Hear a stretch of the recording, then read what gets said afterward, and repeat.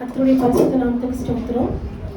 இன்றைய தினத்தில் எதை குறித்து பார்க்கணும் அப்படின்னு நான் ஜோம் பண்ணும்போது நான் அதுக்காக உட்காந்து பைபிள் படிச்சுட்டு இருந்தேன். வேற ஒரு டாபிக் தான் ஆக்சுவலாக நான் ரெடி பண்ணிட்டு இருந்தேன். அதுக்கான ரெஃபரன்ஸ்லாம் நான் உட்காந்து ஒன்று ஒன்றா படிச்சுட்டு இருக்கும்போது ஒரு வார்த்தையை குறித்து ஆண்டவர் திட்டமாக சொன்னார். அதை குறித்து தான் நம்ம இன்னைக்கு பார்க்க போகிறோம். எடுத்துக்கோங்க, ஏசாயா 45 அதிகாரம் 18வது வசனம். ஏசாயா 45:18.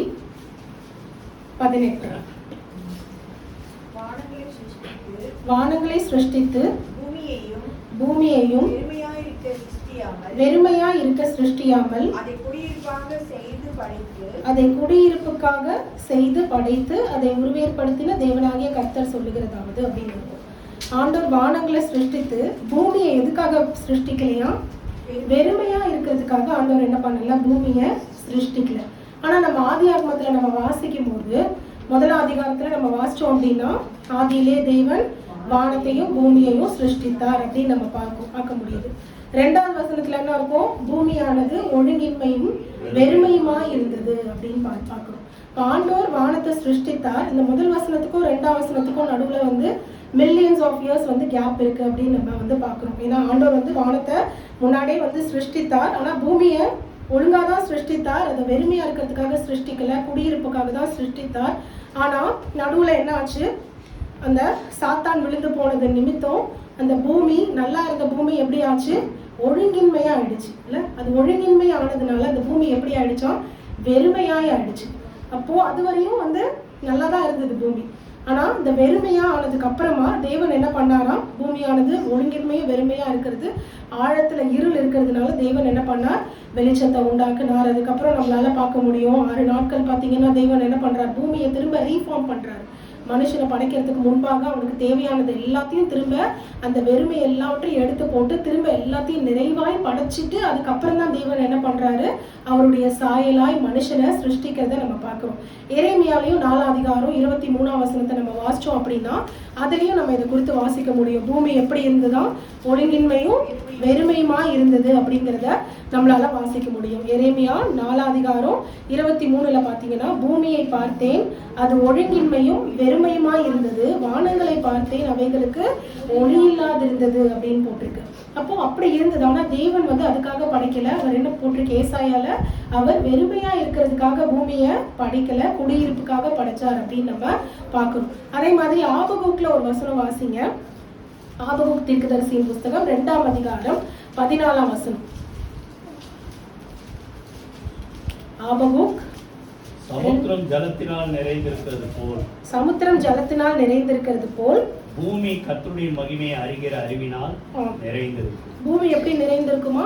கர்த்தருடைய மகிமையை அறிகிற அறிவினால பூமி நிறைந்திருக்கும் அப்படின்னு நம்ம பார்க்கிறோம். அப்ப தேவன் வெறுமையா இருக்கிறதுக்காக எதையுமே என்ன பண்ணல, படைக்கல. எல்லாமே ஃபுல்ஃபில்டா இருக்கணும் அப்படிங்கிறதுக்காக தான் ஆண்டவர் என்ன பண்ணாரா? பூமியை படைச்சார் அப்படின்னு பார்க்கிறோம். ஸோ நம்ம இன்னைக்கு பார்க்க போறது இதுல இருந்து என்ன அப்படின்னு பாத்தீங்கன்னா, எதுவுமே வெறுமையா இருக்கிறதுக்காக தேவன் அதை சிருஷ்டிக்கல. அப்ப என்னென்ன வெறுமைகள் எல்லாம் தேவன் எடுத்து போடுகிறார் அப்படிங்கறத தான் நம்ம இன்னைக்கு ஃபர்ஸ்ட் பார்க்க போறோம். முதல்ல வாசிங்க, லூக்கா சுவிசேஷ புஸ்தகம் 5ஆம் அதிகாரம் 5ஆம் வசனம். நம்ம எல்லாம் அந்த சம்பவத்தை அடிக்கடி நம்ம வாசிச்சிருப்போம். லூக்கா 5:5 பாத்தீங்கன்னா, இந்த கெனசரேத் கடல் அருகே தேவன் என்ன பண்றாரு? பேதுருனுடைய படகுல உட்கார்ந்து பிரசங்கம் பண்றதை நம்ம பார்க்கிறோம். அதுக்கப்புறம் அவர் என்ன சொல்றாரு? நீங்க என்ன பண்ணுங்க, ஆழத்துக்கு போய் என்ன பண்ணுங்க, மீன் பிடிக்கும்படி உங்க வலைகளை போடுங்க அப்படின்னு சொல்லும் போது 5ஆம் வசனத்துல நம்ம வாசிச்சா பேதுரு அதுக்கு என்ன சொல்றாரு? அதற்கு சீமோன், ஐயரே, முழுவதும் நாங்கள் பிரயாசப்பட்டோம், ஒன்றும் அகப்படவில்லை அப்படின்னு சொல்றாரு. அப்போ நைட்டு ஃபுல்லா நாங்க கஷ்டப்பட்டோம். ஆனா படகு, யூஸ்வலா மீன் பிடிக்க போறவங்களுக்கு எது ஒரு சந்தோஷமா இருக்கும்? அவங்க படகு எடுத்துட்டு கடலுக்கு போய் நைட்டு ஃபுல்லா கஷ்டப்பட்டு வலையை வீசும் போது அந்த வலை திரும்ப அப்படியே வெறுமையா வந்தா நல்லா இருக்குமா? அப்ப அந்த வலை எப்படி வரணும்? அவங்களுக்கு நல்ல மீன் ஃபுல்லா கிடைச்சுனாதான் அவங்களுக்கு சந்தோஷமா இருக்கும். ஆனா இங்க நம்ம பார்த்தா அவங்க என்ன பண்றாங்கன்னா, ஒண்ணுமே வராம வெறும் அழுக்கும் குப்பையும் மட்டும்தான் அந்த வலையில வந்திருக்கு. ஏன்னா நீங்க பாத்தீங்கன்னா அதுக்கு முன்பாக 2ஆம் வசனத்துல நம்ம வாசிக்கும் போது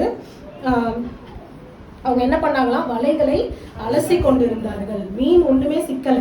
ஆனா அவங்க என்ன பண்றாங்க? அந்த வலை எல்லாத்தையும் அலசிட்டு இருக்காங்க. அப்ப நைட்டு ஃபுல்லா அவங்க கஷ்டப்பட்டிருக்காங்க. ஆனா அந்த வலை வெறுமையா திரும்பி வருகிறத நம்ம பார்க்கிறோம். அதே மாதிரி படகு எப்படி வந்துச்சா? வெறுமையாய் கடலுக்கு போன படகு வெறுமையாய் திரும்பி வரதை நம்ம பார்க்கிறோம். ஆனாலும் தேவன் என்ன சொல்றாரு, நீங்க ஆழத்துக்கு எடுத்துட்டு போய் நீ வலைய வீசுன்னு சொல்லும் போது பேதுரு என்ன சொல்றாரு, ராத்திரி ஃபுல்லா நாங்க கஷ்டப்பட்டோம், எங்களுக்கு ஒண்ணுமே கிடைக்கல, ஆனாலும் ஆகிலும் உங்களுடைய வார்த்தையின்படியே நாங்க வலைய போடுகிறோம் அப்படின்னு சொல்லி என்ன பண்றாரு, போய் வலைய போடும்போது 2 படகு அமிழத்தக்கதாக அவங்க என்ன பண்றாங்க, மீன்களை பிடிக்கிறாங்க. அப்ப படகு நிரம்பத்தக்கதாக, நிரம்பி மீன்களினால அமிழத்தக்கதாக அவங்க என்ன பண்றாங்க, கரையில இருக்கவங்க எல்லாம் ஹெல்ப்புக்கு கூப்பிட்டு எல்லாம் சேர்ந்து என்ன பண்றாங்க, அந்த படகை கடல்ல இருந்து கரைக்கு வெளியே இழுத்துட்டு வரதை நம்மளால பார்க்க முடியுது. அப்போ வெறுமையான ஒரு படகு, வெறுமையா வந்த வலை தேவனுடைய வார்த்தைக்கு அப்புறம் எப்படி நிரம்பிச்சான், படகு அமிழத்தக்கதாக ஒரு நிரம்புகிற ஒரு அற்புதத்தை நம்மளால வாசிக்க முடியுது. நம்ம கூட பாத்தீங்களா, இன்னைக்கு நிறைய நாட்கள்ல நம்ம எதுக்கு பிரயாசப்படுகிறோமே தெரியாம எல்லாமே ஏதோ வேஸ்டா இருக்கே, ஒண்ணுமே ஒரு ஃபுல்ஃபில்மெண்ட்டே இல்லைன்ற மாதிரி ஒரு வெறுமை நமக்கு இருக்கலாம். ஆனா நம்ம கூட யார் இருக்கா, தேவன் நம்மளோட இருக்காரு. அவர் என்ன பண்றாரா, எல்லா வெறுமையையும் அவர் எடுத்து போடுகிற தேவனா இருக்கிறார். இதை குறித்து நம்ம ஒரு சம்பவத்தை வாசிச்சோம் அப்படின்னா, ஆதியாகமம் 31 அதிகாரம் நம்ம யாக்கோபு கொடுத்து நம்ம அடிக்கடி நம்ம வாசிச்சிருப்போம். 31 அதிகாரத்துல நம்ம பாத்தீங்கன்னா யாக்கோபு லாபான் பத்தி சொல்றதை நம்ம வாசிக்க முடியும். 31 அதிகாரம் 42வது வசனத்தை நம்ம வாசிச்சோம்னா, என் பிதாவின் தேவனாகிய ஆபிரகாமின் தேவனும் ஈசாக்கின் பயபக்திக்குரியவரும் என்னோடு இராமற் போனால் நீர் இப்பொழுது என்னை வெறுமையாய் அனுப்பி விட்டிருப்பீர். தேவன் என் சிறுமையையும் என் கைப்பிரயாசத்தையும் பார்த்து நேற்று ராத்திரி உங்களை கடிந்து கொண்டார் அப்படின்னு சொல்லி யாக்கோபு என்ன பண்றாரு, யார்கிட்ட பேசுறாரு, லாபான் கிட்ட பேசுறதை நம்ம பாக்குறோம். இப்ப யாக்கோபு வெறும் கையா தான் வந்தாரு, ஆனா அவர் எவ்வளவு கடினமா உழைச்சிருக்காருல்ல. ராகேலுக்காக என்ன பண்ணிருக்காரு 7 வருஷம், லேயாளுக்காக 7 வருஷம், இப்படி அவர் என்ன பண்ணிருக்காரு, லாபான் கிட்ட கடினமா அவர் உழைச்சி அவருடைய உழைப்பினால் அவருக்கு கிடைச்ச சம்பளத்தை லாபான் என்ன பண்ணாராம், 10 முறை சம்பளத்தை மாத்தி இருக்கிறத நம்ம பார்க்க முடியுது. இன்னைக்கு நம்ம எல்லாருமே வேலைக்கு சேர்ப்போம்ல, வேலைக்கு சேர்ந்த உடனே ஃபார் எக்ஸாம்பிள் ஒரு 20,000க்கு நம்ம சம்பளத்துக்கு வேலைக்கு செய்யறோம் அப்படின்னா நம்ம எல்லாருமே இதே சம்பளத்துல இருக்கணும் அப்படின்னு நினைப்போமா? இல்ல, எல்லாருமே என்ன எக்ஸ்பெக்ட் பண்ணுவோம், நம்ம சம்பளத்தை மாத்தணும் தான் எக்ஸ்பெக்ட் பண்ணுவோம்ல. சம்பளத்தை மாத்துறதுன்னா என்னது, 20,000 அடுத்த வருஷத்துல எப்படி மாறணும், ஒரு 25,000மோ இல்ல அட்லீஸ்ட் ஒரு 22,000 23,000மோ ஏதாவது ஒரு சேஞ்ச் இன்க்ரீஸ் ஆகணும், அப்டேட் ஆகணும், நம்ம சம்பளம் கொஞ்சம் கொஞ்சமா மேல ஏறணும் அப்படின்னு நினைப்போம். அப்ப 10 முறை அவருடைய சம்பளம் மாறி இருக்கு, மேல ஏறல, சம்பளம் என்ன இருக்கு, 10 வாட்டி மாத்தி மாத்தி அவனை என்ன பண்ணிருக்காரு, கீழே இறக்குறதுக்காக அவன் சம்பளத்தை என்ன பண்ணிருக்காரா 10 வாட்டி கம்மி பண்ணிருக்காருல்ல. அப்ப எவ்வளவு ஒரு கஷ்டம் இல்ல. நம்ம எல்லாருமே ஒரு வேலைக்கு போனோம்னா ஒரு வாட்டியோ இல்ல 2 வாட்டியோ நமக்கு அதை விட கம்மியா கொடுத்தா நம்ம யாருமே என்ன பண்ண மாட்டோம், கண்டிப்பா போய் ஜாயின் பண்ண மாட்டோம். நம்ம வேலைக்கு போகும்போது என்ன கேட்கிறோம், நான் இங்க இவ்வளவு வாங்கியிருக்கேன், இதுக்கு மேல நீங்க இங்க எனக்கு இவ்வளவு எக்ஸ்பீரியன்ஸ் இருக்கு, நான் இவ்வளவு வாங்கியிருக்கேன், இந்த கம்பெனியில நீங்க எனக்கு எவ்வளவு கொடுப்பீங்கன்னு தான் நம்ம கேட்போம் இல்ல. அதோட கம்மியா இருந்தா ஜாயின் பண்ற ஐடியாவே விட்டுருவோம் நம்ம. ஆனா இங்க பாத்தீங்கன்னா யாக்கோபு 10 முறை லாபான் என்ன பண்ணிருக்காரு, அவருடைய சம்பளத்தை மாத்தி இருக்கான். ஆனா அவன் அப்படி மாத்தினாலும் தேவன் கைவிட்டுட்டாரா யாக்கோப?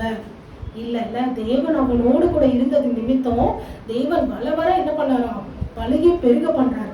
இவன் இப்படி அவன் ஏமாத்துறதுக்காக அவன் பண்றது எல்லாத்தையும் தேவன் என்ன பண்றாரு, யாக்கோபுக்கு காண்பிச்சுதான் ஒரு தரிசனத்தை கொடுக்குறாருல்ல. அந்த ஆடுகள் பொழியும் போது நீ என்ன பண்ணு, இந்த அது நல்லா கலப்பு நிற கொட்டிய போல் பொழியத்தக்கதாக நீ இதெல்லாம் செய்ய அப்படின்னு சொல்லி நல்ல பலத்த ஆடுகள் எல்லாம் ஆண்டவர் என்ன பண்றாரு, யாக்கோபுக்கு சொந்தமாக்குறாரு. அப்போ உலக பிரகாரமான மக்கள் நம்ம எவ்வளவு கஷ்டப்பட்டு உழைச்சாலும் நம்ம அந்த உழைக்கிற பலனை அடையாம நம்மளை வெறுமையா அனுப்பணும், வெறுங்கையா நம்மளை அனுப்பணும் அப்படின்னு அவங்க முடிவு பண்ணாலும் நம்மளோடு இருக்கிற தேவன் எல்லாவற்றையும் பார்த்து கொண்டிருக்கிறார்ல. நம்ம படுற ஒவ்வொரு பிரயாசத்தையும் அவர் பார்த்துட்டு இருக்காரு. அவர் நம்மளை என்ன பண்ண மாட்டாரா, வெறுங்கையா நம்மளை அனுப்ப மாட்டாரு. தேவன் நம்ம கூட இருக்கிறதுனால அவர் என்ன பண்ணுவாரு, நம்மள பிரயாசத்துக்கு ஏற்ற பலனை நம்ம அனுபவிக்க தேவன் நமக்கு உதவி செய்வார் அப்படிங்கிறத நம்ம பார்க்கிறோம். இதை குறிச்சு நம்ம வாசிச்சோம் அப்படின்னா நம்ம எல்லாருக்கும் தெரியும். 127 சங்கீதம் என்ன சொல்லுது, கர்த்தர் வீட்டை கட்டாராகில் அதை கட்டுகிறவருடைய பிரயாசம் விருதா. அப்ப என்னதான் நம்ம வீட்டை கட்டினாலும் என்னதான் நம்ம சம்பாதிச்சாலும் கர்த்தர் நம்ம கூட இல்லைன்னா நம்ம பிரயாசம் எல்லாமே எப்படிதான் போயிடும், விருதாவா தான் இருக்கும். அதே மாதிரி கர்த்தர் நகரத்தை காக்கல அப்படின்னா காவல்காரர் வீழ்த்திருக்கிறது விருதா, எல்லாமே விருதா. கர்த்தர் நம்ம கூட இருந்தா மட்டும்தான் நம்மளால என்ன பண்ண முடியுமா, ஆசீர்வாதத்தை நம்மளால பெற்றுக்கொள்ள முடியும். ஒரு வசனத்தை நம்ம வாசிப்போம். பிரசங்கி 2 அதிகாரம் 11வது வசனம். பிரசங்கி 2:11. என் கைகள் செய்த சகல வேலைகளையும் நான் பட்ட எல்லா பிரயாசத்தையும் கண்ணோக்கி பார்த்தேன். இதோ எல்லா மாயையும் மனதுக்கு சஞ்சலமுமா இருக்கிறது, சூரியனுக்கு கீழே பலன் ஒன்றும் இல்லை. அப்போ நான் எல்லா வேலையும் செஞ்சேன், அது எல்லாத்தையும் நான் செஞ்சு முடிச்சுட்டு நான் பாக்குறேன், அதெல்லாம் எப்படி இருக்கு, நான் ஒரு பலனை அனுபவிக்கிற மாதிரியே இல்லை, எல்லாமே எப்படி இருக்கு, எனக்கு மாயையா இருக்கு, இல்லை எல்லாமே எனக்கு ஒரு வெறுமையா இருக்கு அப்படின்னு இங்க பிரசங்கி சொல்லுகிறத நம்ம பார்க்க முடியுது. அவர் என்னெல்லாம் பண்ணாரா நம்ம அதை குறித்து வாசிக்கும் போது 4ஆம் வசனத்துல இருந்து நம்ம வாசிச்சோம்னா, நான் பெரிய வேலைகளை செய்தேன், எனக்காக வீடுகளை கட்டினேன், திராட்சை தோட்டத்தை நாட்டினேன், தோட்டங்களை வாங்கினேன், அடுத்து பாத்தீங்கன்னா நான் என்ன பண்ணேன், கனி விருட்சங்களை நட்டேன், மரங்களை நட்டேன், தோப்பு உண்டு பண்ணேன், வேலைக்காரிகளெல்லாம் எனக்காக நான் சம்பாதிச்சேன், எல்லா ஆஸ்திகளை பெருக்கினேன், வெள்ளி பொண்ணு எல்லாமே அவர் என்ன பண்றாரு, அவருடைய சம்பத்தை அவர் பெருக்கத்தக்கதாக ஓடி ஓடி உழைக்கிறாரு. ஆனா எல்லாம் முடிச்சுட்டு கடைசியில 11ஆம் வசனத்துல என்ன சொல்றாரு, என் கைகள் செய்த எல்லா வேலையும் நான் பார்க்கும்போது எனக்கு எல்லாமே ஒண்ணுமே இல்லாத மாயை மாதிரி இருக்குது அப்படின்னு சொல்றாரு. இன்னைக்கு நம்ம நிறைய பிரயாசம் படலாம், நம்ம என்ன பிரயாசம் பட்டாலும் அதுக்கு எதுக்குமே பலனே இல்லாத மாதிரி நம்மளுடைய வாழ்க்கை சில நேரம் தோணலாம். நம்ம நிறைய சம்பாதிக்கலாம், ஆனா எதுவுமே கையில நிக்காத மாதிரி இருக்கலாம், எல்லாமே போயிருது, எதுவுமே ஒரு நிறைவே எனக்கு இல்லையேன்ற மாதிரி நிறைய நேரம் நம்ம உணர்ந்திருக்கலாம். ஆனாலும் இது எல்லாத்தையும் சம்பாதிச்சாலும் அதை அனுபவிச்சு சந்தோஷமா இருக்கிறதுக்கு நமக்கு தேவனுடைய கிருபை இருந்தா மட்டும்தான் நம்மளால என்ன பண்ண முடியும், அதை அனுபவிக்க முடியும். ஏன்னா அதே பிரசங்கில 5ஆம் அதிகாரம் 19ஆம் வசனத்தை வாசிப்போமா, பிரசங்கி 5:19, தேவன் ஐஸ்வர்யத்தை சம்பத்தையும் எவனுக்கு கொடுத்திருக்கிறாரோ அவன் அதிலே புசிக்கவும் தன் பங்கை பெறவும் தன் பிரயாசத்திலே மகிழ்ச்சியா இருக்கவும் அவனுக்கு அதிகாரம் அளிப்பது தேவனுக்கு அனுக்கிரகம். அப்ப நம்ம என்னதான் சம்பாதிச்சாலும் நம்ம அதுல சந்தோஷமா மகிழ்ச்சியா நம்ம இருக்கிறது யார் நம்ம கூட இருந்தா மட்டும்தான்,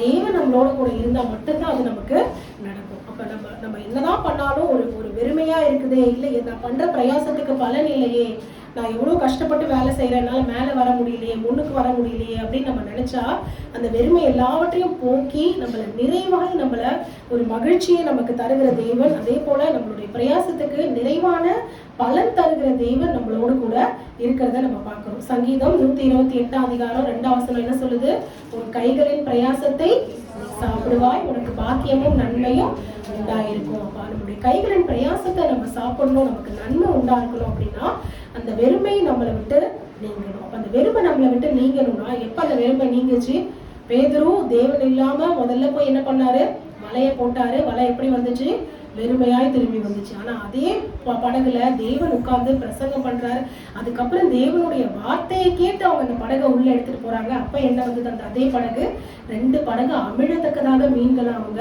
பிடிச்சாங்க. அப்ப அதுல இருக்க சத்தியம் என்ன, தேவன் நம்மளோடு கூட இருந்தா எல்லா வெறுமையும் நம்மளை விட்டு நீங்கும். அந்த வெறுமையெல்லாம் நீங்கி ஆண்டவர் நமக்கு பரிபூர்ண நன்மையால நம்ம என்ன பண்ணுவாராம், நிரப்புவார் அப்படிங்கிறத நம்ம முதலாவது பார்க்கணும். 2வது நம்ம வாசிக்கலாம் 2 ராஜாக்கள் 4ஆம் அதிகாரம் 2ஆம் வசனத்துல இருந்து வாசிக்கலாம். 2 ராஜாக்கள் 4ஆம் அதிகாரம் 2ஆம் வசனத்துல இருந்து நம்ம வாசிச்சோம்னா நம்ம எல்லாருக்கும் தெரியும், தீர்க்கதரிசிகளுடைய புத்திரர் ஒருத்தருக்கு என்ன பண்றாராம், அவர் இறந்து போயிடுறாரு. அவர் நிறைய கடனை வச்சுட்டு இறந்து போயிடுறாரு. அதனால அவங்களுடைய மனைவி என்ன பண்றாங்க, எலிசா கிட்ட வராங்க. ஸோ எலிசா கிட்ட வந்த உடனே எலிசா என்ன சொல்றாரு, எலிசா அவரை நோக்கி 2ஆம் வசனத்துல நான் உனக்கு என்ன செய்ய வேண்டும் அப்படின்னு கேட்கிறாரு. வீட்டில் உன்னிடத்தில் என்ன இருக்கிறது சொல் அப்படின்னு கேட்டுதான் அவன் என்ன சொல்றா, ஒரு குடம் எண்ணெய் தவிர உங்களுடைய அடியாளுடைய வீட்டுல வேற ஒன்றுமே இல்லை அப்படின்னு சொல்றாங்க. அவங்க என்ன சொல்றாங்க, என் வீட்டுல ஒரு குடம் எண்ணெய் மட்டும் தான் இருக்கு, மற்றபடி வீட்டுல ஒண்ணுமே கிடையாது. ஏன்னா எல்லாத்தையுமே நாங்க என்ன பண்ணிட்டோம், கடல்ல எல்லாத்தையும் வித்து எல்லாத்தையும் சாப்பிட்டாச்சு, இதுக்கப்புறம் எங்க கிட்ட கொடுக்கறதுக்கு ஒண்ணுமே இல்லை. அப்போ ஒரு வெறுமையான ஒரு வீடு இல்ல, வீட்டுல ஒரு குடம் எண்ணெய் தவிர மிச்சம் எதுவுமே இல்லை, எல்லாமே காலியா இருக்கு அப்படின்னு அவங்க சொல்றாங்க. அப்பொழுது எலிசா என்ன சொல்றாரு, நீ போய் என்ன பண்ண, அப்போ உங்ககிட்ட எதுவும் இல்லைனாலும் பரவாயில்ல, நீ போய் என்ன பண்ணு, அயல் வெட்டுக்காரர் எல்லாரிடத்திலும் அநேகம் வெறும் பாத்திரங்களை கேட்டு வாங்கு. ஏன்னா இப்ப அவங்க வீட்லயே எல்லார் வீட்லயும் பாத்திரம் இருக்கும்ல, கண்டிப்பா பாத்திரம் இல்லாம யார் வீடுமே இருக்காது. அப்ப அவங்க வீட்டுல பாத்திரம் கூட இல்லைன்னா என்ன அர்த்தம், அவங்க என்ன பண்ணிருக்கணும், அவ்வளவு கஷ்டத்துல இருந்திருக்கணும்ல. அப்போ ஒவ்வொரு பாத்திரமா வித்து அவங்க என்ன பண்ணிருக்கணும், அவங்களுடைய சாப்பாட்டுக்கு அவங்க என்ன பண்ணிருக்கணும், எல்லாத்தையுமே செலவு பண்ணிருக்கணும். ஸோ பாத்திரத்துல இருந்த தானியங்கள்லாம் காலியாகி அடுத்த நிலைமை என்ன ஆயிடுச்சு, அவங்களுக்கு பாத்திரமே போயிடுச்சு, வீட்டை விட்டு காலியா. அப்ப வீடே காலியா இருக்கு, பாத்திரம் கூட இல்லாம. அந்த மாதிரி ஒரு நிலைமையில தான் அவங்க யாரை தேடி வராங்க, தேவனுடைய ஊழியக்காரரை தேடி அவங்க வருகிறத நம்ம பார்க்கிறோம். இப்ப பாத்திரம் கூட இல்லாம காலியா இருக்கிற வீட்டை அவர் என்ன சொல்றாரு, சரி உங்ககிட்ட பாத்திரம் கூட இல்லையா, பரவாயில்ல, நீ என்ன பண்ண, போய் உன்னுடைய அயல் வீட்டுக்காரங்கள்ட்ட எல்லாம் போய் நீ என்ன பண்ண, எல்லா காலி பாத்திரத்தையும் வாங்கிட்டு வந்து கதவை மூடி நீ என்ன பண்ண, இந்த பாத்திரம் குடத்துல இருக்க எண்ணெய் எடுத்து அதுல ஊத்து அப்படின்னு சொல்றாரு. அப்ப இவங்க எதுவுமே கேள்வி கேட்கல.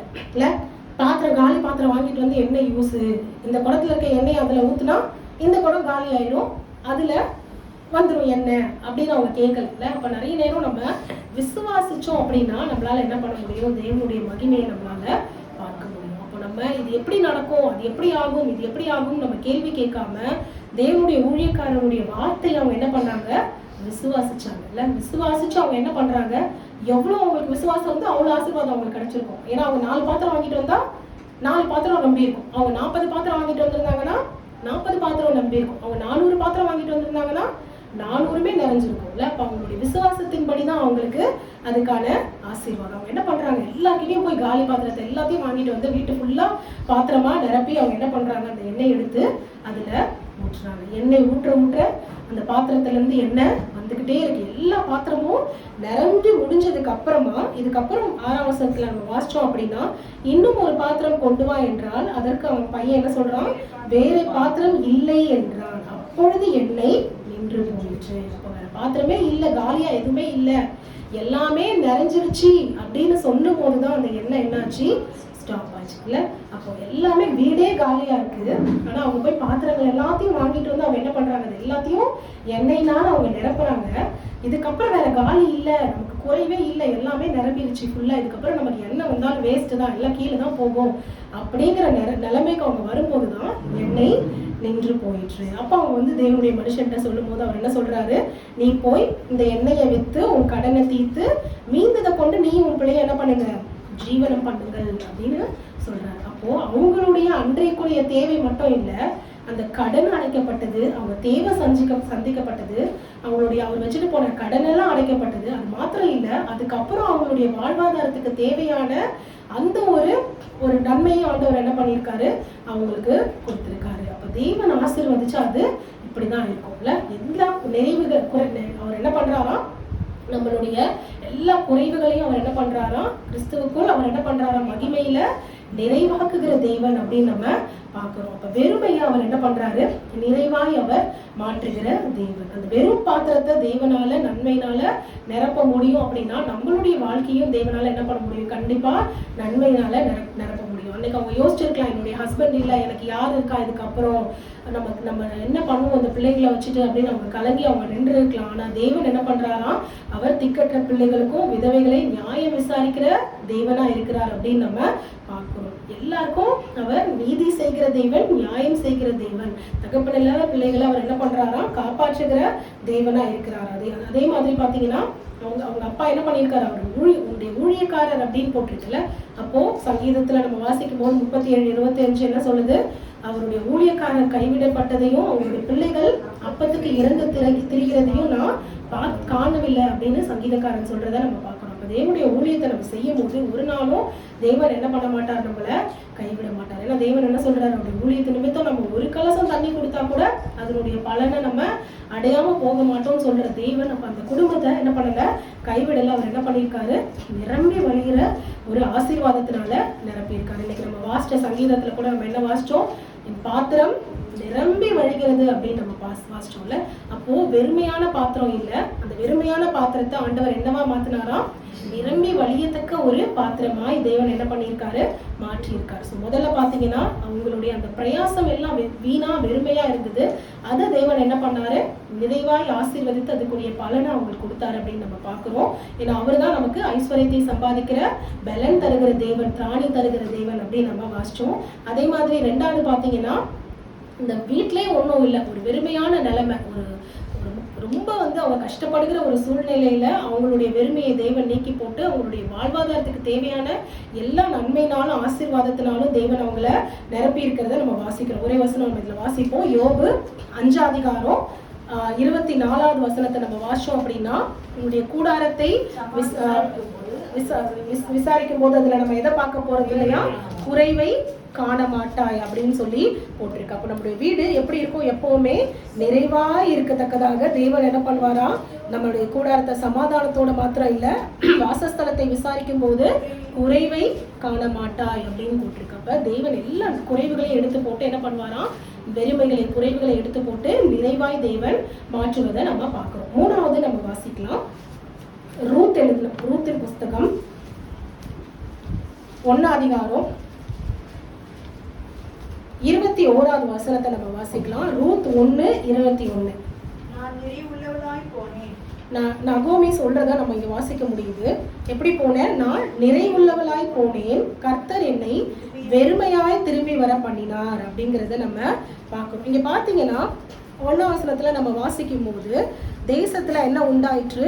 பஞ்சம் உண்டாயிற்று. அதனால இவங்க என்ன பண்றாங்க? பெத்லகேம்ல இருந்து இவங்க என்ன பண்றாங்க? எங்க போறாங்க?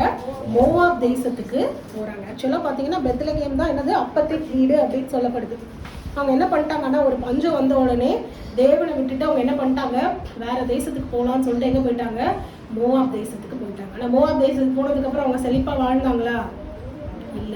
முதல்ல என்ன ஆகுது? அவங்களுடைய கணவர் இறந்து போறாரு. அதுக்கப்புறம் 2 பிள்ளைகளும் இறந்து போறாங்க. அப்போ நான் நிறைவா நான் அங்க போனேன், அங்க நல்லா இருக்கலாம் அப்படின்னு சொல்லிட்டு நான் அங்க போனேன். ஆனா இன்னைக்கு நான் எப்படி திரும்பி வந்திருக்கேன்? வெறுமையா திரும்பி வந்திருக்கேன். என்கிட்ட ஒண்ணுமே இல்லை. இருந்த ஹஸ்பண்டும் போயிட்டாரு, 2 பிள்ளைங்களும் போயிடுச்சு. என்கிட்ட இப்ப ஒண்ணுமே இல்லாம நான் எப்படி திரும்பி வந்திருக்கேன்? வெறுமையா நான் திரும்பி வந்திருக்கேன் அப்படின்னு நகோமி சொல்றதை நம்மளால இங்க வாசிக்க முடியுது. பாத்தீங்கன்னா அவங்க கிட்ட அந்த சாப்பிட்றது கூட அவங்களுக்கு எதுவுமே இல்லாததுனாலதான் அவங்க என்ன பண்றாங்க? ரூத் அனுப்பி, நீ போய் என்ன பண்ணு, வயல்ல, ரூத் என்ன சொல்றாங்க? அங்க போய் இந்த வயல்ல நான் என்ன பண்றேன்? கதிர்களை நான் பொறுக்கிட்டு வரேன். ஏன்னா அவங்களுக்கு அங்க நிலம் எல்லாம் எதுவுமே இல்லை. ஒருவேளை எல்லாத்தையும் வித்து அங்க எடுத்துட்டு போனாங்களா என்னன்னு தெரியல. ஸோ அப்போ நான் நல்லா தான் போனேன், இங்கே செழிப்பா இருக்கலாம்னு நினச்சி. ஆனால் நான் இன்னைக்கு வெறுமையாக வந்திருக்கேன், கிட்ட ஒன்றுமே இல்லாமல் நான் வெறுமையான ஒரு நிலைமையில நான் திரும்பி வந்திருக்கேன் அப்படின்னு சொல்லி ரூத் என்ன பண்ணுறாங்க? அவங்க இங்கே வந்து இந்த போவாசனுடைய வயலில் வேலை செய்கிறது இது எல்லாத்தையும் நம்மளால வாசிக்க முடியுது. ஒரு வசனத்தை நம்ம வாசிப்போம். 4ஆம் அதிகாரம் 14வது வசனம். ரூத் 4:14. அதுக்கு முன்பாக ஒரு வசனம் வாசிங்க. ரூத் 3:17. அப்படியே அவள் சாயங்காலம் மட்டும் வயலிலே கதிர் பொறுக்கினாள். மேலும் அவர், நீ உன் மாமியார் அண்டைக்கு 3:17. மேலும் அவர், நீ உன் மாமியார் அண்டைக்கு வெறுமையாய் போக வேண்டாம் என்று சொல்லி இந்த 6 படி வார்கோதுமே எனக்கு கொடுத்தாரு. அவர் என்ன பண்றாராம்? போவாஸ், நீ உன் மாமியார் கிட்ட, நீ இன்னைக்கு ஃபுல்லா வேலை செஞ்சிருக்க, நீ வெறுங்கையோட நீ திரும்பி போக வேண்டாம், நீ என்ன பண்ணு, இந்த வார்கோதுமை எடுத்துட்டு போன்னு சொல்லி அனுப்புனாரு அப்படிங்கறத நம்ம பார்க்கணும். ஸோ முதல்ல ஒரு குட்டி ஆசீர்வாதம் அவங்களுக்கு வருது. வெறுமையா நான் வந்தேன்னு சொன்ன அந்த நகோமிக்கு நீ என்ன பண்ணு, அவங்களுக்கு தேவையானதெல்லாம் நீ கொண்டு போன்னு அந்த ப்ரொவிஷன்ஸ் எல்லாம் அவர் என்ன பண்றாரு? கொடுத்து விடுறத நம்ம பார்க்கறோம். ஸோ அதுக்கப்புறம் பார்த்தீங்கன்னா அந்த ரூத் வந்து அவங்க மாமியாரை விடாம பற்றி கொண்டது நிமித்தம், அதே மாதிரி அந்நிய தெய்வத்தை விட்டு தேவனை நோக்கி அவர் தேவன்கிட்ட வந்தது நிமித்தமாக ரூத்தினுடைய வாழ்க்கை எப்படி ஆசீர்வதிக்கப்பட்டதுங்கிறத நம்ம நிறைய முறை நம்ம பார்த்துருக்கோம்ல. மாமியார் என்ன பண்றாங்க? நீ போய் போவாஸ் கிட்ட நீ இரு அப்படின்னு சொல்லும் போது அந்த போவாஸே அவளை விவாகம் பண்றதுக்கு என்ன பண்றாங்க? இதெல்லாம் நம்ம நிறைய நேரம் நம்ம ரூத்தினுடைய சரித்திரத்தை நம்ம வாசிச்சிருப்போம். ஸோ அதனால நான் இதெல்லாம் நான் சொல்லலை. நீங்க பாத்தீங்கன்னா இதுக்கப்புறம் நம்ம வாசிச்சோம்னா அந்த ரூத் வந்து போவாஸ் வந்து ரூத்தை விவாகம் பண்ணதுக்கு அப்புறமா நகோமியை எல்லாரும் வந்து என்ன பண்றாங்க? வாழ்த்துறாங்க. அதுலதான் நம்ம வாசிக்கலாம். 4ஆம் அதிகாரம் 14வது வசனத்தை நம்ம வாசிச்சோம்னா, அப்பொழுது ஸ்திரீகள் நகோமியை பார்த்து, சுதந்திரவாளி அற்று போகாதபடிக்கு இன்று உனக்கு தயவு செய்த கர்த்தருக்கு ஸ்தோத்திரம், அவன் பேர் இஸ்ரவேலிலே பிரபலமாக கடவது அப்படின்னு சொல்லி அவங்க என்ன சொல்றாங்க? உன் முதிர் வயதிலே உன்னை ஆசீர்வதிக்கிறவனுமா இருக்க கடவன் அப்படின்னு சொல்லி அவர் என்ன பண்றாங்க? உன்னை சிநேகித்து 7 குமாரரை பார்க்கல உனக்கு அருமையா இருக்க உன் மருமக பெற்றா அப்படின்னு சொன்னதுக்கு அப்புறம் நகோமி அந்த பிள்ளையை எடுத்து தன் மடியிலே வைத்து அதை வளர்க்கிற தாயானாள் அப்படின்னு நம்ம பார்க்கணும். நம்ம திரும்பி வரும்போது நகோமி என்ன சொல்றாங்க? ரூத்தை நீங்க போயிருங்க அப்படின்னு சொன்னாலும் ரூத் போகாம மாமியார் என்ன பண்றாங்க? விடாம பற்றி கொள்கிறத நம்ம பார்க்கிறோம். அதுக்கான பலனை என்ன பண்றாங்க? ரூத்துக்கு தேவன் கொடுக்கறத நம்ம பார்க்கிறோம். அது மாத்திரம் இல்ல, நகோமி இந்த ஊருக்கு வரும்போது என்ன சொல்றாங்க? நான் நல்லா நிறைவா போனேன், ஆனா நான் எப்படி வந்தேன்? வெறுமையாக வந்தேன் அப்படின்னு சொல்றாங்க. ஆனாலும் திரும்ப தேவனிடத்தில் வந்தது நிமித்தம், ஊருக்கு வந்தது நிமித்தம் வெறுமையாக அவங்க வாழ்க்கை முடிஞ்சு போயிடல இல்ல. அவங்களுடைய வாழ்க்கையை தேவன் மறுபடியும் என்ன பண்றாரு? சந்தோஷத்தை தராருல்ல. ரூத்தின் மூலமாக அவங்களுக்கு தேவன் என்ன பண்றாரு? அந்த பிள்ளையை வளர்க்கிற தாயானாள் நகோமி அப்படின்னு சொல்லி நம்ம பார்க்கிறோம். அது மாத்திரமல்ல, அவன் பேர் இஸ்ரவேலிலே பிரபலமா இருக்க கடவுது. ஸோ எந்த ஒரு சந்ததியும் ஆண்டவராக நம்ம எல்லாருக்கும் தெரியும், ஆண்டவராக இயேசு கிறிஸ்து தாவீதுடைய வம்சத்துல வருகிறத நம்ம பார்க்கிறோம். அந்த ஒரு சந்ததியில வர்ற ஒரு குழந்தைய வளர்க்கறதுக்கு நான் அந்த நகோமிக்கு எவ்வளவு கொடுத்து வச்சிருக்குல்ல. நீங்க பாத்தீங்கன்னா அந்த ரூத்துக்கும் போவாஸ்க்கும் பிறந்தவங்க தான் யாரு? ஓபேத். ஓபேத்தோட பிள்ளை தான் யாரு? ஈசா. ஈசாயோடைய குமாரன் தான் யாரு? தாவீது. அப்ப தாவீதுடைய தாத்தாவை யார் வளர்த்திருக்கா? நகோமி வளர்த்திருக்காங்க இல்ல. அவங்க அந்த மோவாப் தேசத்திலே இருந்திருந்தா இப்படிப்பட்ட ஒரு பாக்கியத்தை அவங்க அடைஞ்சிருக்க முடியுமா?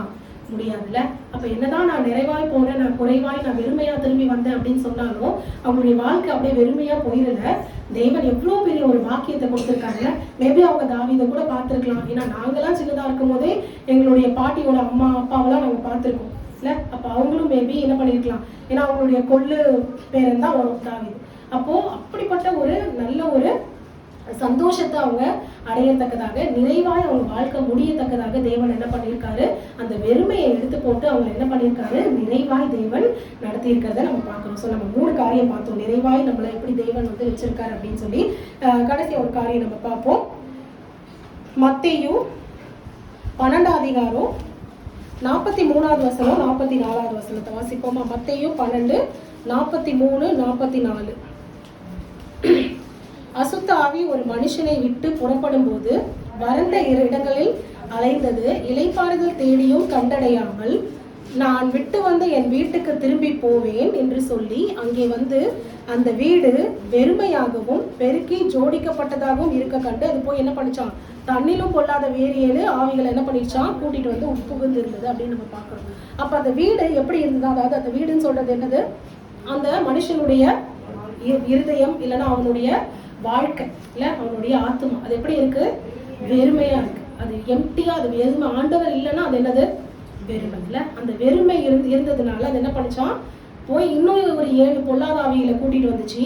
அவனுடைய முன்னிலைமையை பார்க்கலாம் அவனுடைய பின்னிலைமை கொடிதா இருக்கும் இல்ல. நம்ம பார்த்தோம்னா இன்னைக்கு நிறைய இடத்துல இன்னைக்கு நம்ம இதுதான் ஒரு முக்கியமான ஒரு பிரச்சனை இல்ல, இருதயத்துல ஒரு வெறுமை. அப்ப இந்த வெறுமை வந்து பாத்தீங்கன்னா அதுதான் சொல்லுவாங்க, empty mind is devil's workshop அப்படின்னு சொல்லுவாங்க இல்ல. அந்த எம்டி மைண்ட் நமக்கு எப்பவுமே இருக்கவே கூடாது இல்ல. இன்னைக்கு பாத்தீங்கன்னா நிறைய அந்த யோகா பிராக்டிசஸ் இதெல்லாம் நிறைய இது பண்றாங்க.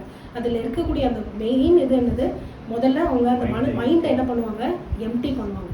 ஸோ மைண்டை எம்டி பண்ணும்போது இந்த மாதிரியான பொல்லாத சத்துருவின் கிரியைகள் நம்ம அது அவங்களுக்குள்ள என்ன பண்ணுவோம், கிரியை செய்ய ஆரம்பிக்கும். எப்பயுமே நம்ம மைண்ட் எம்டி ஆகக்கூடாது. நம்ம மைண்ட்ல எப்பவுமே யார் இருக்கணும், நம்ம இருதயத்திலையும் நம்ம சிந்தையிலையும் எப்பவுமே யார் நிறைந்திருக்கணும், ஆவியானவர் தேவன் நம்மளுடைய இருதயத்தில் எப்பவுமே இருக்கணும். அந்த தேவனுடைய ஆவி நம்மளை விட்டு போச்சுன்னா தான், அன்னைக்கு பாத்தீங்கன்னா தேவனுடைய ஆவி விட்டு போனதுக்கு அப்புறம் எது வந்தது, சவுனுக்குள்ள பொல்லாத ஆவி சவுனுக்குள்ள புகுந்து அவனை அலைக்கழிக்கிறத நம்ம பார்க்க முடியுது. அப்போ அந்த வெறுமையா இருக்கக்கூடிய ஒரு இருதயத்தை தேவன் என்ன பண்றாரா, நம்மள எடுத்து போட்டு தேவனுடைய ஆவியை நமக்குள்ளாக அவர் என்ன பண்றாரா, கொடுக்கறத நம்ம பார்க்கணும். ஏன்னா தேவன் என்ன சொல்றாரு, யோவான் 14 அதிகாரம் 16ஆம் வசனத்துல, நான் போனாலும் தேவன் அவங்களோடு கூட இருந்தாரு சரீர பிரகாரமாக, ஆனா நான் எடுத்துக்கொள்ளப்பட்டதுக்கு அப்புறம் உங்களுக்கு நான் அப்படியே உங்களுக்கு தனியா விட்டுட்டு நான் போயிட மாட்டேன். என்ன சொல்றாரு, உங்களோடு கூட இருக்கத்தக்கதான தேற்றன வாழனை நான் என்ன பண்ணுவேன், நான் உங்களுக்காக அனுப்புவேன் அப்படின்னு சொல்லிட்டு போனவர். அதே மாதிரி அப்போஸ்தலர் 2 அதிகாரத்துல பாத்தீங்கன்னா பெந்தேகோஸ்தே நாள் வந்த போது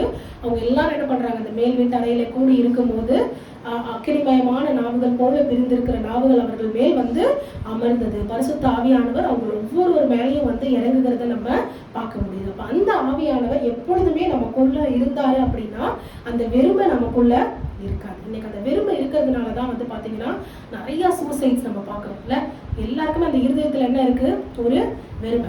நிறைய பேர் பாத்தீங்கன்னா எல்லாருமே வந்து தனியா இருக்கவங்கள தற்கொலை பண்ணிக்கிறாங்க. இன்னைக்கு எல்லாருக்கும் குடும்பம் இருக்கும், அழகழகான சின்ன குழந்தைங்க பிள்ளைங்க எல்லாத்தையும் விட்டுட்டு அவங்க என்ன பண்றாங்க, இன்னைக்கு இந்த தற்கொலைக்குள்ளாக போகிறத நம்ம பார்க்க முடியுது. அப்ப அது எல்லாத்துக்கும் ரீசன் என்ன, ஏதோ ஒரு வெறுமை அவங்களுக்குள்ள இருக்கு இல்ல. என்னதான் வந்து நான் இன்னைக்கு பாத்தீங்கன்னா லேக்ஸ் கணக்குல சம்பாதிக்கிறவங்களாம் இன்னைக்கு என்ன பண்ணிக்கிறான், சூசைட் பண்ணிக்கிறத நம்ம பார்க்க முடியும். அப்போ அதுக்கெல்லாம் காரணம் என்ன, அவங்ககிட்ட காசு இல்லையா, அவங்ககிட்ட வந்து கூட இருக்க ஃப்ரெண்ட்ஸ் இல்லையா, எல்லாமே இருக்கு. ஃப்ரெண்ட்ஸோட போய் ஜாலியா சுத்திட்டு வராங்க, அடுத்த ஒரு 4 நாள்ல பாத்தீங்கன்னா தற்கொலை பண்ணுறத நம்ம பார்க்க முடியும். அப்ப இது எல்லாத்துக்கும் காரணம் என்ன, அந்த இதயத்துல இருக்கக்கூடிய அந்த வெறுமை.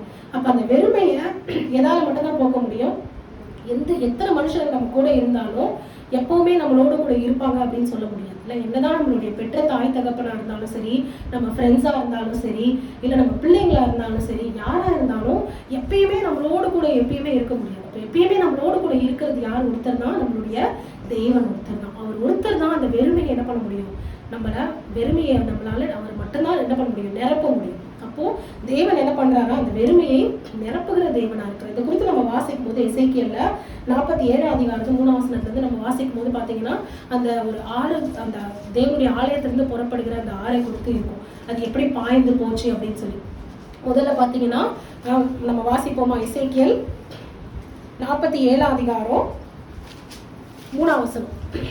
இந்த புருஷன் தமது கையில் நூலை பிடித்துக் கொண்டு கிழக்கே புறப்படுகையில் 1000 மூலம் அளந்து என்னை தண்ணீரை கடக்க பண்ணினார்.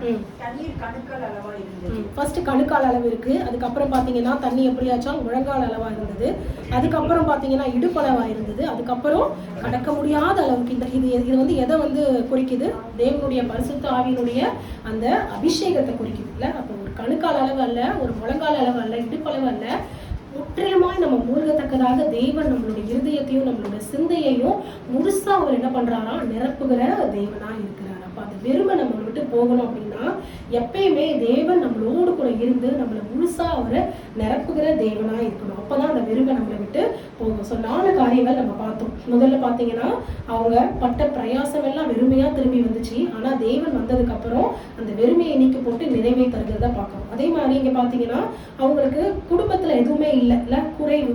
அப்ப அந்த குறைவுகளை தேவன் என்ன பண்றாரு, அந்த வெறுமையை நீக்கி அந்த வெறும் பாத்திரத்தை நிறைவான பாத்திரமா தேவன் மாத்தி அவங்களுடைய வாழ்வாதாரத்தை ஆசீர்வதித்ததை பார்க்கணும். அடுத்து நகோமனுடைய வாழ்க்கையில எல்லாத்தையும் இழந்த ஒரு நிலைமையில ஒரு வெறுமையாக திரும்பி வரும்போது திரும்பியுமா அந்த வீடு கட்டப்பட்டு தேவன் அவங்களோடு கூட இருந்ததை பார்த்தோம். அடுத்து கடைசியா அந்த நமக்குள்ள அந்த ஆத்மாவில ஒரு வெறுமை, இருதயத்துல ஒரு வெறுமை, அதையும் தேவன் நிரப்புகிறார் அப்படின்னு பார்த்தோம். இப்ப தேவன் இந்த வெறுமை எல்லாவற்றையும் நிரப்புகிறார். சுருக்கமா ஒரு 3 காரியங்கள் நம்ம பார்க்க போறோம். எந்த வெறுமையை நம்ம எடுத்து போடணும் அப்படிங்கிற ஒரு 3 காரியம் மாத்திரம் சுருக்கமா நம்ம பார்த்து நம்ம முடிச்சிடலாம். முதல்ல பாத்தீங்கன்னா உபாகமம் 16 அதிகாரம் 16வது வசனம். உபாகமம் 16, 17. வருஷத்தில் 3 தரம் குறிப்பில்லாத அப்ப பண்டிகையிலும் வாரங்களின் பண்டிகையிலும் கூடார பண்டிகையிலும் உன் ஆண் மக்கள் எல்லாரும் உன் தேவனாகிய கர்த்தர் தெரிந்து கொள்ளும் ஸ்தானத்திலே அவர் சந்நிதிக்கு முன்பாக வந்து எல்லாரும் தேவனுடைய சந்நிதிக்குள்ள வரணும் அப்படின்னு சொல்றதை நம்ம பார்க்கிறோம். 17 வசனத்துல ஆனாலும் அவர்கள் கர்த்தருடைய சந்நிதியில் வெறும் கையோடே வராமல் உன் தேவனாகிய கர்த்தர் உனக்கு அருளிய ஆசீர்வாதத்துக்கு தக்கதாக அவனவன் தன் தகுதிக்கு ஏற்றபடி காணிக்கையை கொண்டு வர கடவன். அப்ப தேவனுடைய சந்நிதிக்கு நம்ம வரும்போது நம்ம எப்படி வரக்கூடாதான், வெறும் கையோடு நம்ம தேவனுடைய சந்நிதிக்கு வரக்கூடாது அப்படின்னு நம்ம பார்க்கணும். இன்னைக்கு எல்லாருமே நம்ம வந்து என்ன பண்ணோம், காணிக்கை எடுக்கும் போது நம்ம எல்லாருமே காணிக்கைகளை தேவனுக்கு என்று செலுத்துவோம். அப்ப அதே மாதிரி நம்ம தேவன் நம்மளுக்கு பிரயாசத்துக்கு ஏற்ற பலனை நிறைவாய் தரணும் அப்படின்னா தேவனுடைய காரியத்துல நம்ம தேவனுக்கு கொடுக்குற பங்குல நம்ம என்ன பண்ணணும், உண்மையா இருக்கணும். 10ல் 1 பங்கு யாருடைய பங்கு, அது தேவனுடைய பங்கு. அப்ப அந்த தசம பாகங்களை நம்ம கரெக்டா வந்து நம்ம செலுத்தும் போது அதற்குரிய ஆசீர்வாதத்தை தேவன் என்ன பண்ணுவாரு, கண்டிப்பா கட்டளையிடுவார். ஸோ இது வந்து பாத்தீங்கன்னா எங்க அப்பாவை பார்த்து நாங்க நிறைய கத்துருக்கோம். ஏன்னா எந்த காசு வந்தாலும் சரி, சின்ன வயசுல இருந்து தெரியும் அவ்வளோ கஷ்டமா இருக்கும் குடும்பத்துல. ஏன்னா அவருடைய ஒரு வருமானத்துலதான் எங்க 2 பேரையும் படிக்க வச்சாரு. அப்ப எவ்வளவு தூரம் இன்னைக்கு 2 பேர் வந்து வேலைக்கு போனாலே அவ்வளவு தூரம் படிக்க வைக்க முடியும். நல்ல ஸ்கூல்ல, நல்ல காலேஜ்ல எல்லாமே நல்லா படிக்க வச்சிருக்காரு. அப்போ எந்த ஒரு காசு வந்தாலுமே முதல்ல வந்து தனியா அந்த தசம பாகத்துக்கான பங்கை என்ன பண்ணிடுவாரு, தனியா முதல்ல எடுத்து வச்சிருவாரு. அது எடுத்து வச்சதுக்கு அப்புறம் தான் மற்ற காசுல தான் செலவு பண்ணவே என்ன பண்ணுவாங்க, ஸ்டார்ட் பண்ணுவாங்க. ஸோ அதெல்லாம் நாங்கள் பார்த்து தான் வந்து எல்லாமே கற்றுக்கிட்டு நாங்கள் வளர்ந்தது. இப்போ இன்னைக்கு வந்து கர்த்தர் ஆசீர்வாதமாக வச்சிருக்காருன்னா அது எல்லாத்துக்கும் காரணம் என்ன, அந்த கர்த்தருக்கான பங்கை நம்ம உண்மையாக நம்ம செலுத்தணும்.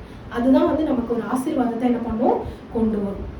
ஸோ நானும் சரி, பிளஸ்ஸியும் சரி, எங்களுடைய அந்த வேலையில் வர அந்த சேலரி மட்டும் இல்லை, வேறு எக்ஸ்ட்ராவாக எது வந்தாலுமே அந்த தேவனுடைய பங்குன்னு சொல்லி என்ன பண்ணிடுவோம், எப்போவுமே தனியாக எடுத்து வச்சுருவோம். நீங்களும் அதே மாதிரி தான் எல்லாமே வந்து ஊழியத்துக்கு உற்சாகமாய் நீங்கள் கொடுக்கறத நிறைய நேரம் நாங்கள் பார்த்துருக்கோம். அப்போ அதுக்கான பலன் எல்லாத்தையும் கண்டிப்பாக என்ன பண்ணுவார் தேவன், கண்டிப்பாக உங்களுக்கு உங்களுடைய வேலைகள்லையும் வருமானங்கள்லையும் என்ன பண்ணுவார், பழகி பெருக செஞ்சு அந்த பலனை தேவன் என்ன பண்ணுவார், கண்டிப்பா அந்த குறைவை நீக்கி நிறைவாய் நமக்கு கொடுப்பார். அது மாத்திரம் இல்ல, தேவனுடைய சன்னதிக்கு வெறுங்கையா வரக்கூடாது அப்படின்னா என்ன அர்த்தம், நம்ம மட்டும் வரக்கூடாது.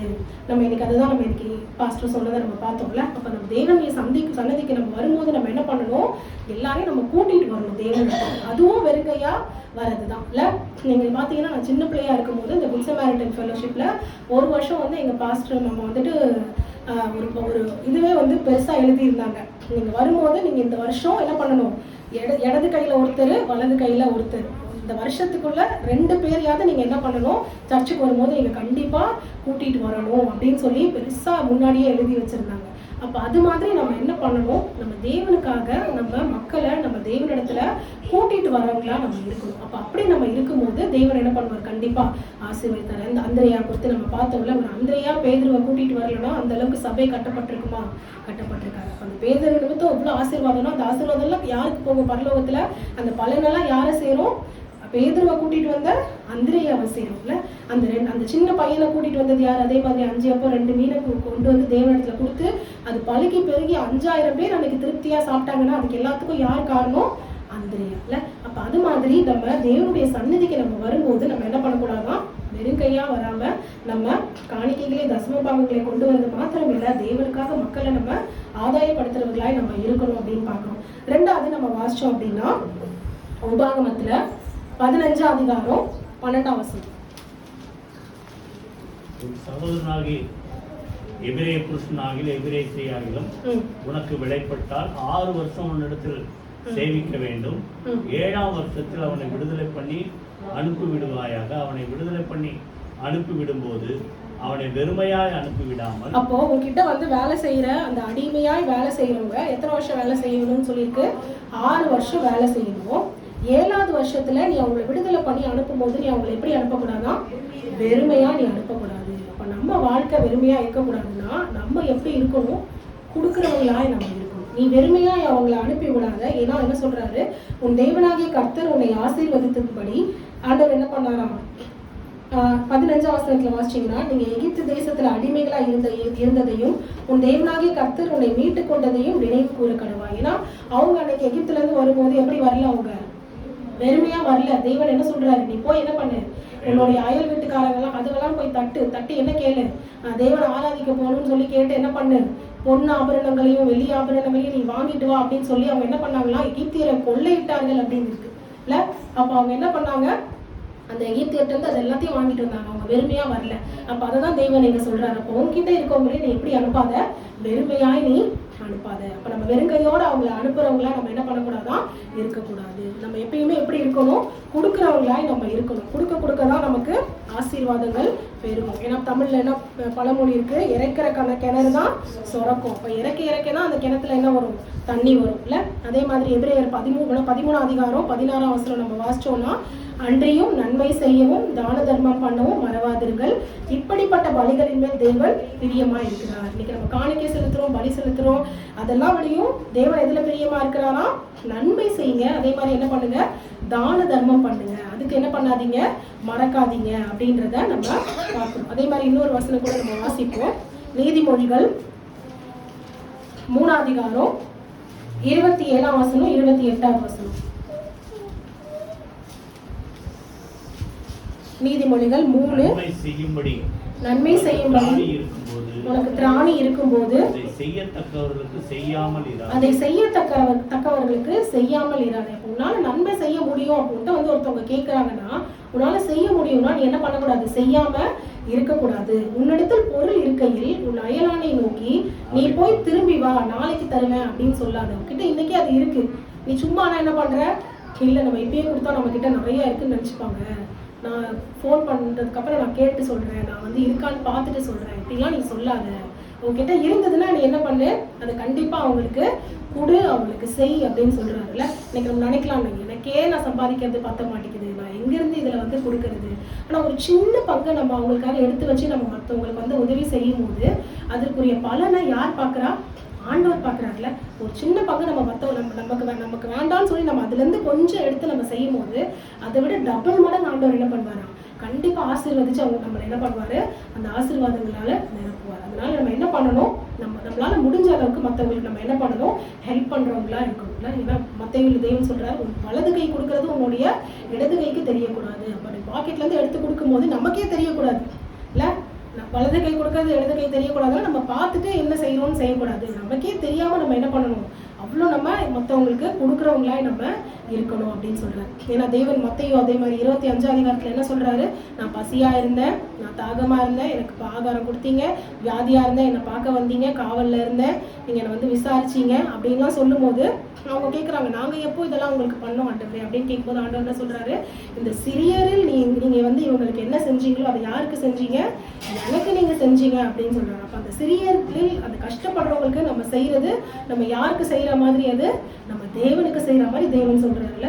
அப்போ நம்ம வெறும் கையாய் மற்றவர்களை அனுப்பி விடாம அவங்களுக்கு நம்ம கொடுக்கிறவர்களா இருக்கும்போது நம்ம வாழ்க்கை எப்படி இருக்காது, கண்டிப்பா வெறுமையாய் இருக்காது. கடைசி ஒரே ஒரு காரியம் நான் சொல்லி முடிக்கிறேன். மத்தேயு 21 அதிகாரம் 19 வசனம்.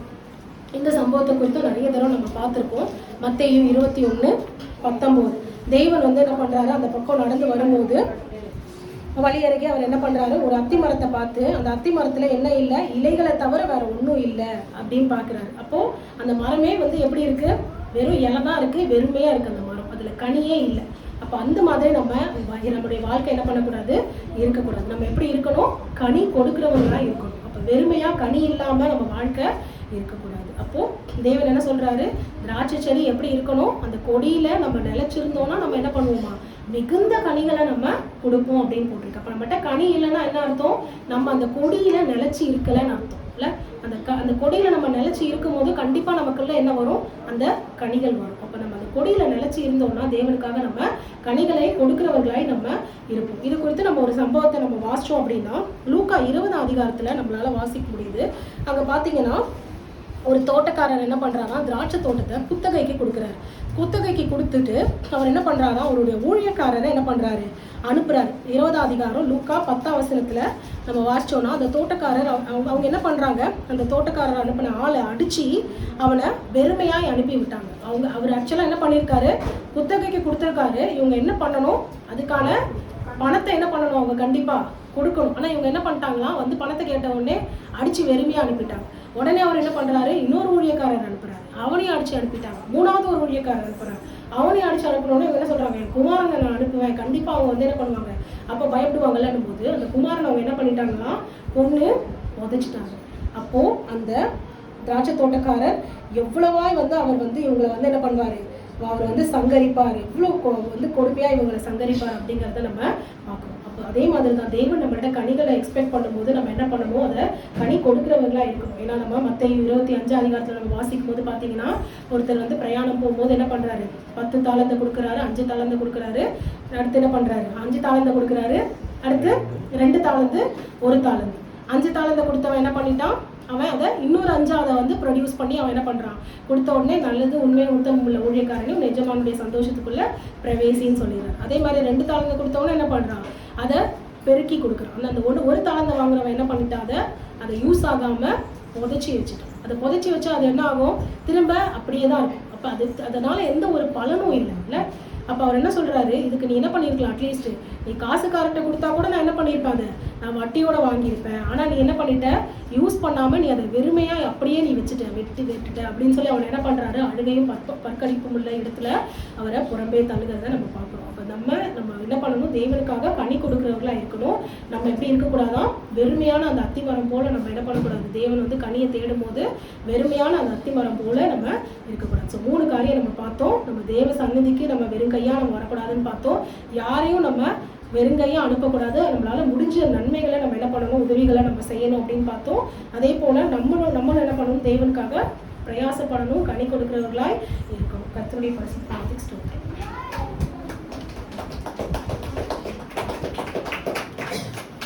கர்த்தரை ஸ்தோத்திரம் பண்ண எல்லாரும் எழுந்திர கர்த்தரை துதிப்போமா. ஹல்லேலூயா.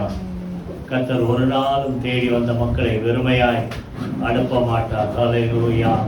Praise the Lord. வெறுமையான படகை கர்த்தர் ஹல்லேலூயா அவனுடைய பிரயாசத்தை ஆசீர்வதிக்கும்படியா வெறுமையான படகை மீன்களால் கர்த்தர் நிரப்புனது போல, ஒருவேளை இவ்வளோ பாடுபடுறேன் பிரயோஜனம் இல்லைன்ட்டு வருத்தப்பட்டீங்க, ஆண்டவர் நோக்கி கூப்பிடுங்க.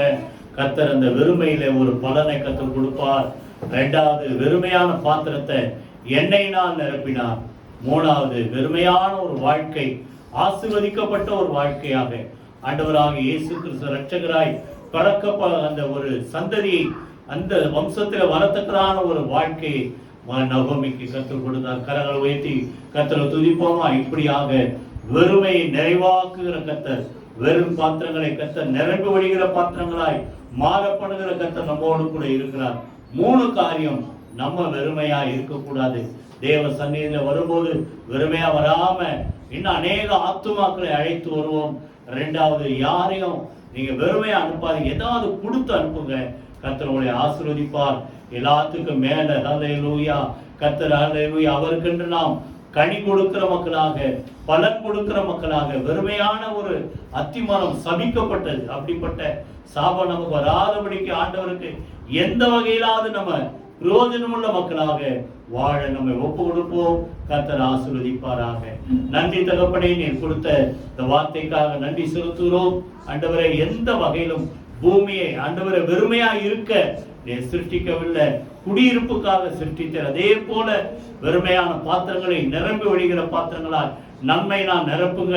பிரயாசங்கள் ஒரு நாளும் விருதாவாய் வெறுமையாய் போகாதபடி பிரயாசக்கேற்ற பலனை ஒவ்வொருடைய வேலைகள், வருமானங்கள், வியாபாரங்களை கர்த்தர் கொடுப்பீராக. ஆண்டவரே, அது மாத்திரமல்லப்பா, வெறுமையான வாழ்க்கையை கர்த்தர் ஆசீர்வதித்து உமக்கு ஆண்டவரே கர்த்தாவே பிரயோஜனமுள்ள வாழ்க்கையை கர்த்தர் கொடுப்பீராக. எல்லாத்துக்கும் மேல ஆண்டவரே, உமக்கு நாங்கள் பிரயோஜனமுள்ள மக்களா வாழ கர்த்தர் எங்களுக்கு அனுக்கிரகம் செய்வீராக.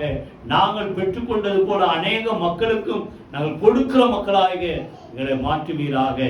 கர்த்தர் ஒவ்வொரு மக்களுக்கும் அப்படிப்பட்ட நன்மைகளை கொடுத்து நாமத்தை மகிமைப்படுத்துவீராக. இயேசு கிறிஸ்துவின் ஜீவனுள்ள ஜெயமுள்ள நாமத்தில் ஜெபிக்கிறோம் நல்ல பிதாவே, ஆமென், ஆமென். நம்முடைய கர்த்தராகிய இயேசு கிறிஸ்து கிருபையும் பிதாவாகிய தேவனுடைய அன்பும் பரிசுத்தாவியானுடைய அந்யோன்ய ஐக்கியமும் நாம் அனைவரோடு சகல பரிசுத்த அனைவரோடு கூட ஆண்டவராகிய இயேசு கிறிஸ்து வர்க்கமற்று இருப்பதாக. ஆமென். என் ஆத்துமாவே கர்த்தரை ஸ்தோத்திரி, என் முழு என்னுடைய பரிசுத்த நாமத்தை ஸ்தோத்திரி. என் ஆத்துமாவே கர்த்தரை ஸ்தோத்திரி, அவர் செய்த சகல உபகாரங்களை மறவாதே. ஆமென், ஆமென், ஆமென்.